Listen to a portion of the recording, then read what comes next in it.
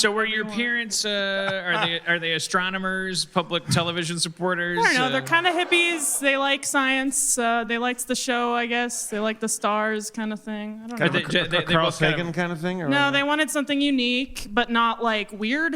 And yeah, they like science. And they're kind of, yeah, I don't know. Are you a sciencey person too? I don't know. I like psychology and sociology and stuff, not so much like the physical sciences. I can't wrap my head around it. Like, I don't care why a rock was formed. Right. I don't know. They should have named probably you. science. Seems important. They should have named you Malthus. Huh? What interests you about That's psychology and sociology? Like what Malthus. Expound on those fascinations. Like Okay. the kind of stuff that fascinates you. I don't even know, but well, I'll just go with the psychology sociology thing, I guess. I really like trying to figure out how people work. I don't know. I have Asperger's, so I'm always trying to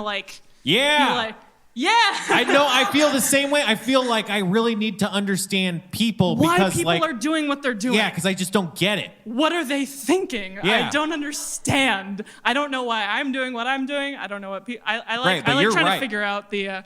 Thanks. Yeah, it'd be comforting to think there was maybe a couple rules. Yeah. I would be very nice to know why people do some of the things they do. Not even because I'm upset about it, just because it's like, why? Why am I doing what I do? So do you think, do you see yourself on this? Look, this is a question grown-ups ask kids that gets frustrating. So your answer, you can plead the fifth. But do you see yourself in any kind of vocation in particular? Is there a fantasy job? The only thing that I've really always been there's been like everything that I see, I'm like, I want to do that, I want to do that, I want to do that. But the thing that I've always been like, yes, that absolutely sounds amazing, is I've always liked acting. Like always, like theater acting, not like I want to be a star or whatever. But I don't know. I like being in plays and just stuff. Showing up and doing the job. Yeah, exactly. There's not like take-home work. Right. I mean, there is, but not like during the show's run at least. But did you do theater like high school, college? Yeah, I always did. Like the second that I was old enough to be in the school play in elementary school, because you weren't allowed to do it until you were in 4th grade. Peter Pan. Who'd you play? Gentleman Starkey. He's not like famous. He's like, there's like Captain Hook, Smee, then Starkey, and he was really like gun happy. Oh yeah, no, that's he was that's very Sneed. fun. Sorry, I was That thinking role of is Sneed. the anchor of the third act. Actually, he's a plot point. Do you remember any of his lines? No. No, I just remember him being like, I gotta take my gun out, and then Smee being like, dude, for real, no, they're children, like stop, I don't know. It was really fun. I like playing villains a lot. Don't you wonder, like, if acting was a job that, if all jobs kind of, if there was some fantasy society where everything paid kind of in accordance with some sort of shared value system, and like, because acting has this like built-in thing where it's like, well, maybe one day you'll be Batman. And because one day you'll be Batman and then you'll buy 1 million houses, like... You suffer now by being in little cat food commercials or whatever. And so if you tell your mom, she's used to like, well, what are you doing? Well, I'm acting. And she's like, well, I hope you get a break. And she means like, maybe one day you'll be Batman. But it's like, well, that's not necessarily a result of me acting well. And I'm kind of actually curious, like, people who, if we really got to choose and we could make a living wage and you could like do back-breaking acting work in a theater and it had nothing, it wasn't attached to this idea of my goal is to be Susan Sarandon, and it was just like, actually, I would like to do this for my life if you as a society could provide me with a guarantee that I can do it for 30 years. Like that we could like come into Black Box Theater and go like, hello, I'm Aunt Susan. And people would be like, yay. Yeah, I think you can. Like, do you think that everyone would be like, I want that job? That's a privileged job? Because I don't think so. I think people would be like, no, that sucks. No, people think like if you say you want to be an actor or a singer, people are like, oh, just like, yeah, every little kid wants to be an actor or a singer because they want to be famous and want people to pay attention to them. But if fame wasn't an actual like thing, if that and it was wasn't like part you of the actually equation, saw what it took to be like. I would still love acting, and I think a lot of people would never want to be an actor. Yeah, and, they're totally happy being kind of like crew washing dishes. Yeah, is there a role that you like? If you could do any role, like on any, like either small theater or like Broadway, like is there a certain role that you would like freak out for? I would there's like a lot. I would love to. There's a lot. I don't know. There's like a long lists and stuff, but I would absolutely love to be like, I don't know. I've always been cast into like small character roles, and then I've also never been considered kind of feminine enough or masculine enough for any of the characters. So I always end up with little bit roles and stuff that can kind of be gender neutral. And I would love to be like a protagonist or something, like Seymour in Little Shop of Horrors, or like Let's something construct like you that. a gender neutral yeah. protagonist role, and we'll do a. Well, it could be a male role, but just if they would cast me in it and be like, I am allowed to play that role. And Let's like, figure you know. something out, and then we'll do an embarrassing improvised version of it. Would you rather be a male lead in a show or a Yeah. female lead? Yeah. Yeah. See, you as a Seymour would be fantastic. I would love that. Thanks. All right, then I'll be your Don't either do this to me. either your My Audrey. yeah, I'll be your plant, your My Audrey. plant. I'd love to be the plant too. That's a big Right. dream, is to be the plant. I wouldn't Yeah. even have to be on stage, but I could just be tearing it up behind stage. Oh yeah, you could really ham it up. Act 1. Here we go. This is Nova's. She's not auditioning. This is just her living her life. I'm a plant. I'm not doing any. I'm Seymour. Why are you're denying me? Look, I know it's yes and, but this is a little. Okay, Seymour, I understand. I respect your boundaries. Thank you, Audrey, too. I Okay. love you. Please don't eat me. You don't get to be a functioning plant without being able to work with your environment. I get it. Okay, all right, that's good. That's it. Look, I would love to play along, but being on stage here is enough. Right. I gotta put a boundary somewhere. Sure. That was a good plan, Dan. Yeah. I Yeah, liked your plan. It thank was you. very meek, which was interesting. An Yeah, interesting take on that. I'm willing to take risks. He's usually played very big and stuff. Hey, Dan.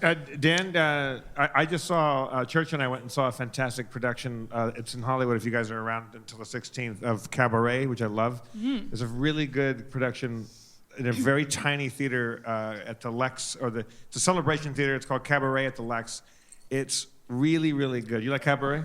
I have not seen it, but I would love to. Yeah, I recommend it. You must go to it. Dan, you want to do a little Cabaret for us? Yeah, I have it memorized. Are you familiar with the film or the play? Of course, front to back. All right. It's a musical. Chicago, is. I know. That's kind of similar. Right? What do you know It's a about? musical about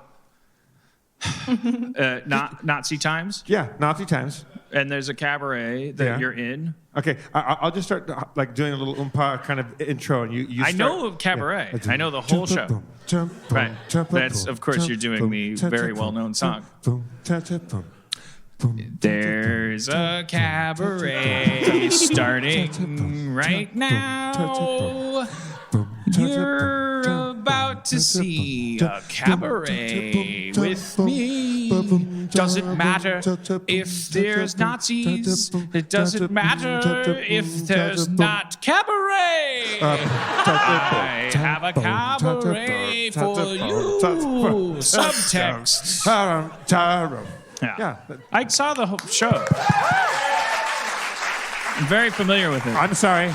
Yeah. I I thought have a degree. I got a degree in it. I thought I was theater degree. I thought I was throwing you a curveball, but you No, fucking not at all. nailed it. Yeah. Cabaret. I get it. It's a show. How about let's do a little Music Man? Right. Music Man. Robert Preston. Yeah. Like Gary Indiana. Gary Anthony Williams. Gary Anthony Williams. That's a deep cut. Yeah, no, I saw that movie. I'm the music man. He keeps telling everybody they're going to have trumpets, and then but then he's a con artist, and then the lady's like, you ain't got no trumpets, and then he's like, no, I got trumpets for real. And then at the end, he has magic trumpets. Like No, they get some real like the trumpets are fake. They get they're some like real dream trumpets. trumpets. Do you know? Have you seen? I haven't seen it in a long time. They get real trumpets and they come in, but he doesn't know how to teach music. He normally. But they all know how to play them. No, they don't, because he normally splits town before that and Right. with everybody's money, but he falls in love with the. But then in the end, they all come in and they're like, "Fuck, fuck, fuck," and they know how to play. But they all suck, and they're like, and they're all terrible. But the families, the parents of all, they're so proud of their kids for even playing shitty music, which is that kind they of a all imagine linear this great progression number. because that's exactly what we already understood to be the con, that the parents would be so proud that he would sell them the instruments. No. Normally, there's he no just- curvature normally to that story. Normally, he sells them the instruments, sells them the uniforms, and then fucks off with the But money. he's able to sell them based on the parents' pride and desire for their kids to be special. But normally he's gone before they find out that he So never And taught then- them how to this play. is the and then time the he end of the- sticks around to find out. that some problems solve themselves, Right. as they do in shitty stories. It's like if Godzilla was about to fight Mothra and had a heart attack. And the Japanese army is like, look, Godzilla, he eat too much sandwich. Oh, boo. Wow. What was that accent? Did you say It was the Godzilla. Come on. In this climate, Somebody called crazy TMZ. rich Asians is That's going through literally the roof. the And title. you come off I'm with not- that Charlie Chan bullshit. What the fucking 1979 I'm not Dan budging. just did Godzilla and crazy rich Asian food. Oh, God. You guys are weak. See, this is interesting because at least in Japan, don't they literally transpose the L and R syllable? So Yeah, I mean, it's- definitely yeah. it's still like racist And because actually that's what we literally make fun write of them the word for. Godzilla. Like that's It's they use the Gojira. R. It just seems tricky. I mean, we should definitely avoid it, but I just like that is what happens. Yeah, but it's like That's you're the just danger replacing it. You're not doing the actual coming up with thing. rules for racism is that you don't want anybody to think that the goal is to get away with being racist or prove that they're not racist because you don't want anybody. Somebody asked me in an interview today, is so-and-so racist? It was a gotcha question about somebody well-known, and so I was supposed to answer the question. And I said, that's a deeply irresponsible question to ask or answer about anybody right now, Yeah. because like if you is the goal to get a not racist card from Monday so that you can be as racist as possible on Wednesday? There is no you don't want to ask that or answer that. What you want to do is try to maybe figure out how to not be racist tomorrow. Right, like a which lot is of- probably going to change the definition. Right, like a lot of sensitivity training and stuff for don't be racist, don't be sexist is more like don't say these words, and it's more or that kind of thing. Which and it's more makes like people how to go, seem so like how you're do I not get around those words Right. It's when like- the whole leitmotif is empathy, empathy, how empathy. not to do sexist or racist things, but you're still sexist or racist, not like you, but like a person. If the Nice save. if Either the way. movement was Nice save. focused on it was like, hey, there's people Not out here. like There's you, people out here. like a person. Hey, there's people out here. Like an actual human. Like a person with feelings. I won't have those words put in my mouth.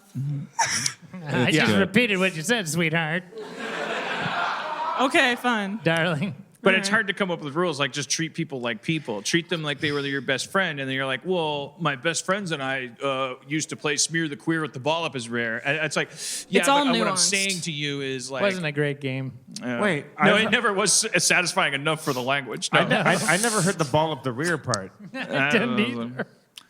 70s Wisconsin. Yeah. Problematized. Yeah. it was- But anyways, but yeah, I know. So as time wears on, it's just like, oh, wait a minute.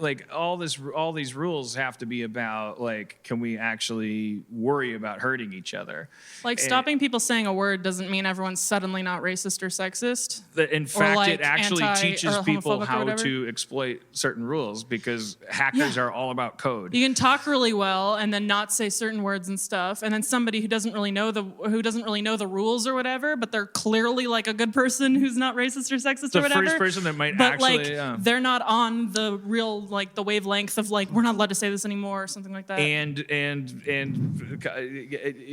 conversely, the kinds of people who are into rules, i.e., like those are the people that are going to be the first people to adapt and pick up on shit and go oh, so if I say this and don't say that, and then I say this and don't say that, and then if you said that, and then you said that, and then you said that, and they're like the kinds of people that have those kinds of brains. They're pretty largely dangerous people. They got that way because they are not focused on empathy. Yeah, they're more concerned with self-image rather than actually being good to other people. They're just I want everyone to think that I'm being good to other people or whatever. I don't know. I don't want it to. I'm like scared to talk about I this don't stuff want to too drag much. you into some horrible pit where they're like, dear Harmontown, your friend Nova, I have a few bones to pick. Anyway.